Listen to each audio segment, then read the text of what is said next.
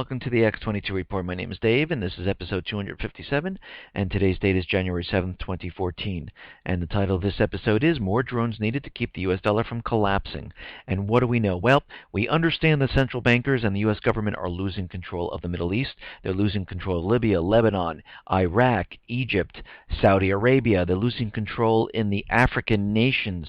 And what does this mean? Well, you have to remember that the central bankers, U.S. government, pushed into all these countries, replaced all the governments with a puppet regime, and what they have done is they've stirred up the people who do not want the central bankers and the U.S. government in their country, and now they're starting to rise up and they're starting to fight back. And the United States central bankers need to send in more reinforcements to maintain control, because their biggest worry is if these people rise up and put out the private Western central banks, they will stop using the U.S. dollar as the reserve currency to pay for their natural resources. And if this happens, all the countries surrounding these areas will no longer need the U.S. dollar, because they will not need the U.S. dollar to pay for their oil. They can use another currency. Maybe they'll decide to use the yuan instead. And if this happens, all those U.S. dollars come pouring back to the United States. Take it to the next step here. They also will not need the Treasury bonds. They will not need any more of the Treasury bonds. So those will be sold off and sent back to the United States as well. And this is what they're worried about, because if this happens, the dollar comes collapsing down right now, and there will be no way to stop it. So what they're going to do to maintain control is they're going to send in training troops, they're going to send in drones, they're going to send in military assets to continue with every single war in every single one of these countries until the U.S. completely exhausts everything that they have and they cannot maintain control. Because, again, how long can we keep this up until we realize that we're done here? So before it is all done, they will create some type of an event that will take all eyes off of what is happening and start something, which is a World War III, so they do not have to be blamed for this collapse coming up. And this is what they're trying to do at this time. Let's get into the economic collapse news. We're going to head out to Greece and what's happening there, and this is happening all throughout Europe. It is the same thing that happened in 1929. Europe was in a recession, or deep recession, almost depression, and the United States was looking fine, where the stock market was hitting all-time new highs, around 400 points back in that time, and the actual economy of the United States was declining quite quickly. Again, people saw soup lines, they saw bread lines, and the people actually saw what was going on. But again, all eyes were always on the stock market, just like today. The stock market is hitting all-time new highs, and people do not see what is happening because we have EBD cards, we have unemployment insurance, we have welfare, and that hides a lot of what is really going on. But if we look at the numbers, not the manipulated numbers from the government, but the real numbers, we see that unemployment, we're just like Europe, we're in the high 20 to 30% of unemployment. Youth unemployment in many of the countries is around 40 to 60%. Here in America, it's around from 20 to 40%, depending on which area. And we see the same thing happening. And again, here in the U.S., we have the stock market. They keep pumping it up, so all eyes on the market. And this is what they are doing right now. But we can see how bad it is in other countries. Yesterday I reported about the energy companies were raising their prices, and they were telling the citizens of the UK to share showers, to go to sleep early if you can't afford it, because it's hitting everywhere.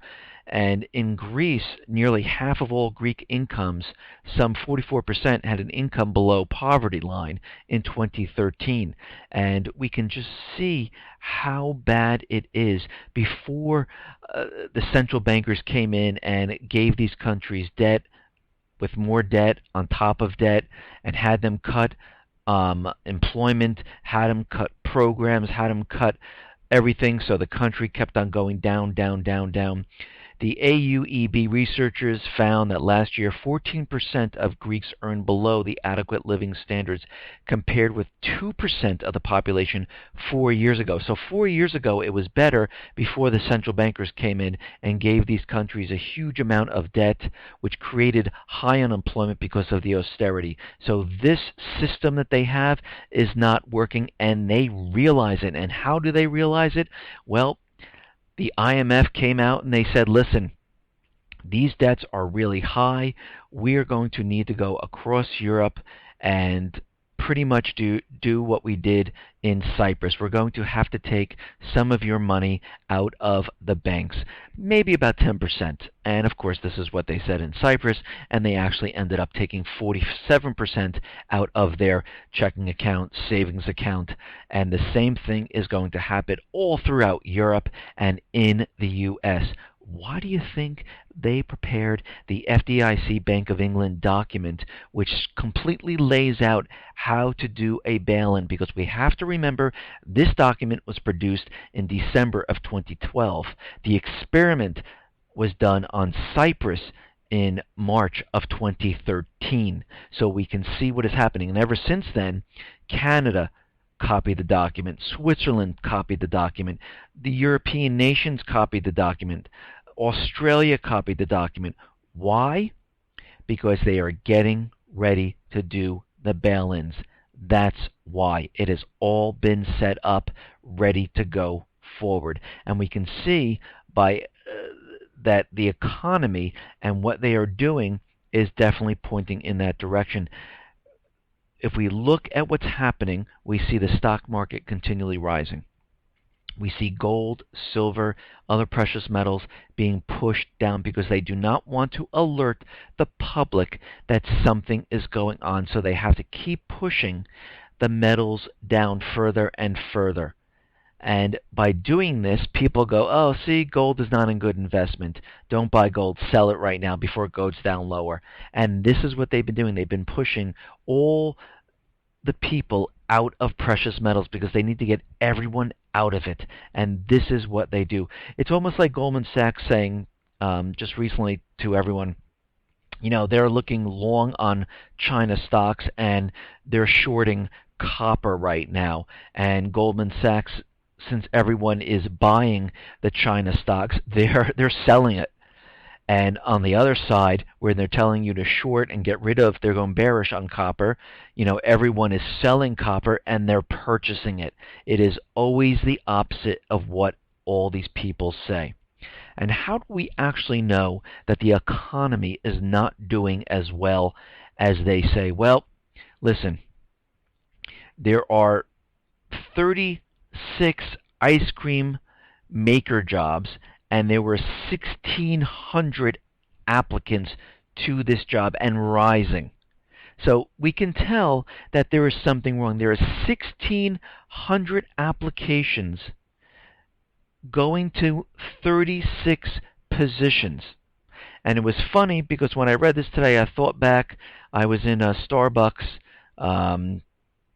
one day, and a kid was late going to work, and the manager said, listen, don't you think that I have many applications? He goes, I have at least 120 applications sitting right here looking for your job.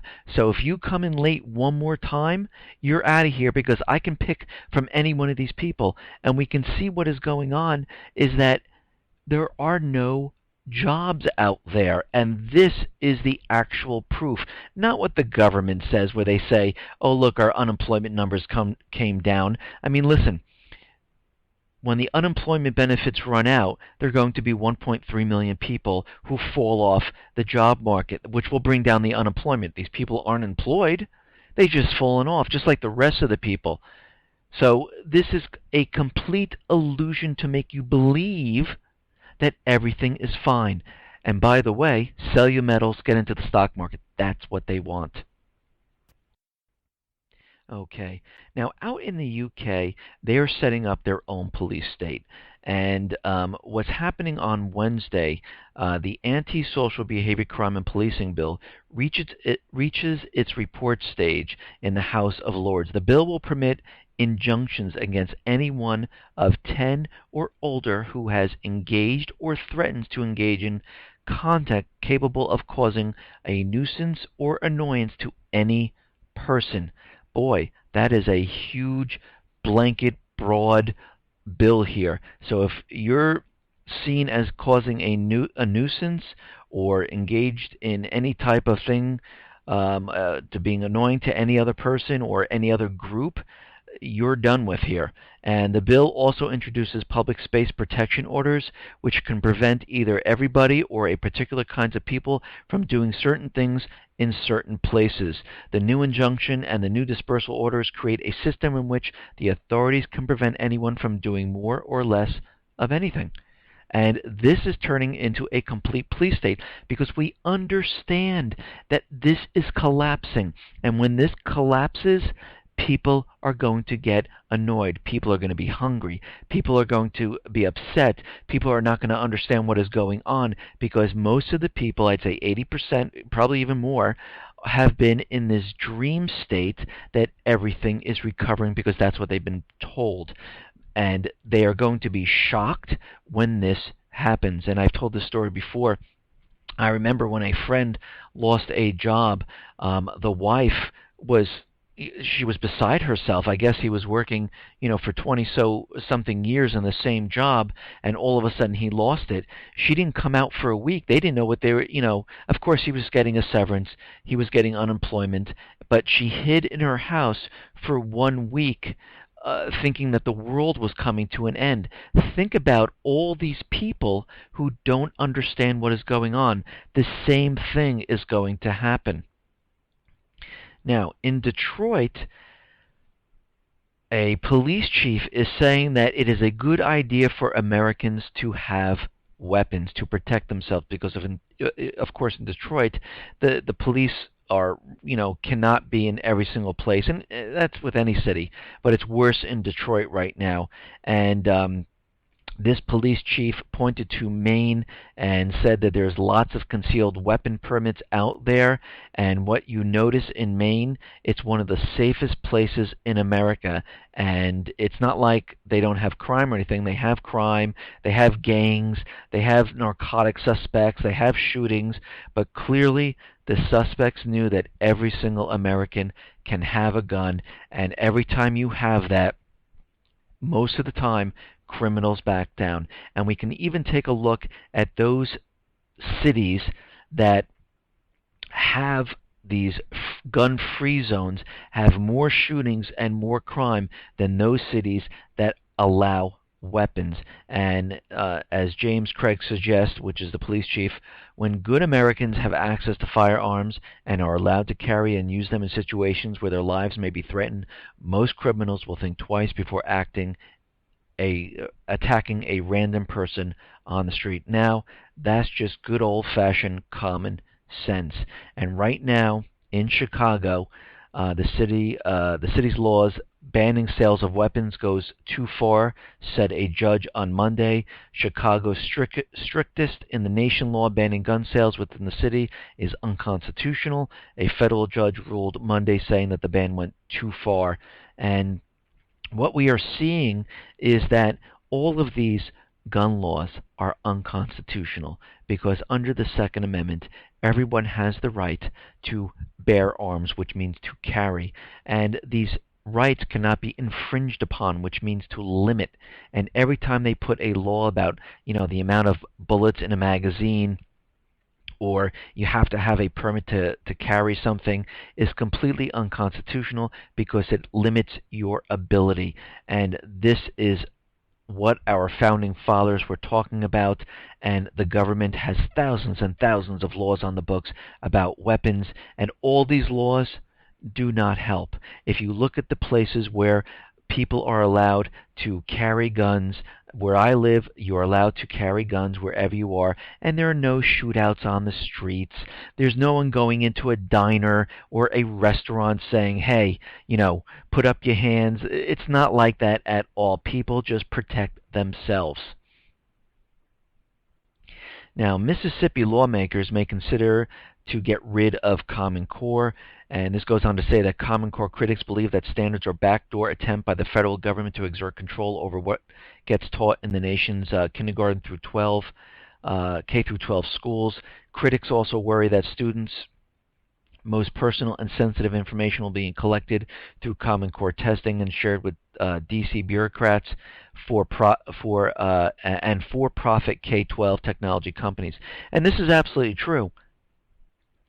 What they're trying to do is centralize education. What they're trying to do is make everyone the same. What they're trying to do is dumb down the American people. And this was all brought about to make money, to make everyone the same, to make everyone think the same, and make sure that people cannot think outside the box or use their imagination. Why don't we go back to the time when America was great? Why don't we go back to those times where we were able to reach the moon, where we created, invented, and manufactured? Why don't we look at those countries that are number one? They are not using this, and they are not using it to become number one. They do not have a central planned Common Core system in place. Here, they are using it because money is passing hands, and they want it controlled, and they want to dictate what our children learn so they are good soldiers when they grow, good workers, good soldiers when they grow up. And they are blackmailing all the states because if they do not take the Common Core curriculum, what happens is they do not get the federal money. And of course they say it's voluntary, but that's what they do. And they use incrementalism because they started out giving the states funds. The states got used to receiving the funds, and now they're dictating what each state needs to teach to get those funds. Same thing with Obamacare. They are dictating to you what you need as health insurance, and if you don't take it, you are penalized. They are trying to centralize everything, and it will be dictated to every single person in the country, and this is what they're trying to accomplish. Now, Obama is inviting top NSA critics to a secret meeting at the White House. Let me just say this. If you're inviting all these people to bring them in, have an open meeting and televised so all Americans can see this. Instead, they're having a private secret meeting, closed doors so nobody can hear, and we have no idea what is going on in that meeting. Now, in my other reports, I reported on the Real ID that DHS is putting into place, and we understand throughout many of the states, these states are getting federal money to have these checkpoint areas where they go and they're saying it's for DUI, and they want to test people. They're taking your DNA sample, they're taking your blood, and of course it's voluntary, but again, they are paying police officers to handle the checkpoint areas, and these are off-duty officers who are dressed up in uniform, so it doesn't look like they're off-duty, and they're using to stop people. Now, why are they doing this? What's the real purpose? Well, the real purpose is to get the American people used to checkpoints, because with the DHS, which is the real, and they're using this Real ID, which is a centralized, again, here we go, centralized database of everyone's information, which will be passed from state to state into a federalized central database, and your information will also be passed to Canada and Mexico. And we also have the 100-mile constitutional free zone, which borders around the entire United States. And what they are going to do, and what they're doing now, is they're getting people used to checkpoints. They're collecting your DNA and blood. They're creating a database, and they're getting the people used to being stopped at every single part, and it's becoming normalized as they keep doing this, because eventually what they're going to do, they're going to have checkpoints in the constitutional free zone, and they will be stopping you every couple of miles. And this is what they are actually trying to do. This is what they're planning on. Okay. Now, we understand that Syria and Russia are allies. Russia is pumping in billions of dollars into their infrastructure. They are also Russia also has Syria's back, and in regards of selling them weapons and protecting them. And right now, the Syrian government announced it will be offering Russian as a second foreign language in schools starting with the 5th grade. They want their people to be able to speak Russian because there are going to be a lot more Russian people in Syria. Now, the U.S. Army is going to deploy armored battalion to South Korea. And this goes on to say that the U.S. military plans to deploy an armored battalion to South Korea to allow for greater responsiveness in case of crisis with North Korea, the Pentagon said. It will allow for greater responsiveness in a case of crisis with North Korea. 800 troops and armored vehicles from the 1st Battalion, 12th Cavalry Regiment will be stationed at camps Hovey and Stanley near the demarcation line with North starting next month. This is all part of the Asia-Pacific pivot, and they are doing this to set and keep and maintain the structure of the Asian pivot, and they're moving military assets, as we can see, all into the area because eventually what is going to happen is World War III, and they are getting everything ready. Now, just like this report says, more drones needed to keep the U.S. dollar from collapsing.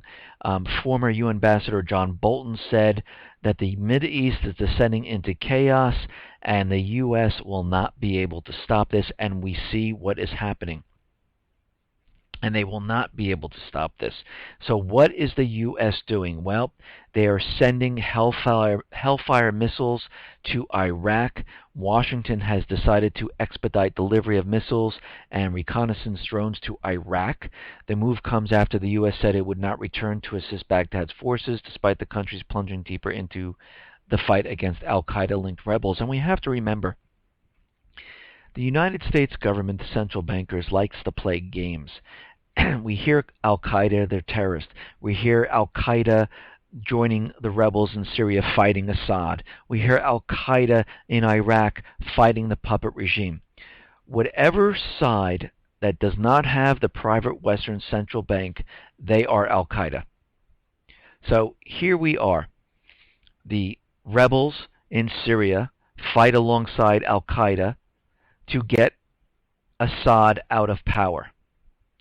Iraq, al-Qaeda is trying to remove the puppet regime because the puppet regime is under the control of the central banker. Sudan, the United States central bankers are in Sudan. The French are in Mali and Central Africa, and they are trying to get rid of al-Qaeda there. Why? Because al-Qaeda is trying to take back the countries. Sudan is a puppet government controlled by the United States. So this is how this works. And right now, they're saying al-Qaeda in Iraq is making their move and trying to reclaim the country. Well, of course they are. The United States came in, pushed the government out, and replaced that government with a puppet regime, installed a private Western central bank, and put the natural resources back on the U.S. dollar as reserve currency. And when this happened in Libya, Lebanon, Iraq, it's in Egypt, it's in Yemen, and this is why there's a lot of al-Qaeda out there that needs to be pushed back, which is actually the people rising up who want their country back. And this is what they're fighting. And right now, it's going to be a little difficult for the administration to say we need to go back in Iraq and bring in troops. So what do? Well, they use al-Qaeda terrorists, and this allows them to bring in drones, to bring in military assets to fight the terrorists. It's an illusion. It is a way to bring in military assets and allows the government to fight without saying it is a war. But eventually what happens, it will get out of control. They will send in teams to train and help out, but they'll only be in the background, and eventually someone will get hit. The U.S. troops will get hit, and they'll come out and say it's an all-out war now. And this is what is happening in these areas. And there's more wars going on in the Middle East and Africa right now than ever before because they're trying to maintain control. And this is what it is all about. And this goes on to say that this is a fight that belongs to the Iraqis, Kerry said at the weekend in Jerusalem. We are not obviously contemplating returning. We are not contemplating putting boots on the ground. This is their fight, but we're going to help them in their fight. And what they're going to do is supply them with pretty much everything they need. While not putting boots on the ground in Iraq, the Pentagon will continue to provide intelligence to assist and advise the Iraqis through military personnel stationed at the U.S. Embassy in Baghdad. And this is what we are seeing right now because they need to keep that dollar propped up long enough for them to execute the event here in the United States. And this is what they are trying to do right now. They need to do this because if they let it go, the dollar collapses way before they can execute the event here in the United States, and that will, of course, be the false flag event that I've been talking about. Now, we have senators here trying to push forward a new Iran sanctions proposal. 48 senators are now co-sponsoring the Nuclear Weapon-Free Iran Act, up from initial 26 who backed the bill before Congress broke for a holiday recess. A staffer in the chamber said on Monday they expect that number to keep growing as more and more of the people come back from vacation and get back into town. And we have to remember what the president said, that he only has two choices here. Either we have a diplomatic relationship with Iran, and if you implement sanctions with Iran, the only course of action he will have is a military strike on Iran. And we can see what is happening. These senators controlled by Israel are pushing this forward to have sanctions placed on Iran. And this will eventually lead to some type of strike or something happening. Maybe someplace here in the U.S., maybe a dirty nuke, something like that that goes along with this false flag event. Now, a Syria minister is out there saying that the same forces that were behind the bombings, attacks in Syria, Iraq, and Russia are all from the same directed single center. And what they're saying is there's one force out there that has been directing all of this terror across the Middle East and in Russia at this point. And at this point, we know who it is. We know it is the U.S. government central bankers that are doing this. And it's probably along with Saudi Arabia, Israel, which are all part of the same system here. Now, in Syria, what they're trying to do is they're trying to create an illusion that there's infighting between foreign-funded fighters battling along and within Syria's borders. It is suggested that a new narrative is in the making, portraying good terrorists locked in battle with bad terrorists, thus providing a new context within which the West can continue arming and funding terrorist groups waging war in Syria. Because we have to understand the goals of the central bankers and the U.S. government has not changed one bit. Their goal is to spread the central banks into every single country and to put these countries on the U.S. dollar as the reserve currency. They need to get into Syria, so removing Assad is still their goal. How they get to it might change as time goes on. Their goal is still to get into Iran and replace their bank with a private Western central bank and put their natural resources on the U.S. dollar. And right now they're trying a backdoor tactic to try to get in there. The central bank is trying to take control of their central bank. Meanwhile, the government, President Obama is playing Congress right now, giving them an ultimatum saying that, we can use diplomacy or I need to use a military strike. And he already knows that, Congress, controlled by Israel, is going to push for new sanctions. And we can see what is happening right now, because it will come back to him and say, hey, it wasn't my decision. I had nothing to, the Congress decided to do this, and now you left me with no choice. And we can see how this is all starting to plan and be fit into the big puzzle of what they're going to try to do. And to push this one step forward, all they need is a false flag event to say it was Syria or Iran, and this would push the agenda forward. Now, there was an interesting article in the LA Times where it says, what turns people into terrorists? And right now, the government has identified common triggers, and I believe I read this list to you once before, where, people who are constitutionalists, people who are patriots, people coming back from fighting in Syria and Iran, and Iraq can be radicalized. And the government has identified these triggers, including economic and social patterns, and yet it is still nearly impossible to identify the troubled individuals who become violent. The Center for Strategic Counterterrorism Communications crafts Internet messages to counter extremism and to ask young people to turn away from terrorist groups. The best part of the program is that the red tape has been cut. The team does not have to get approval for messages. They can react to extremist posts in real time using social media.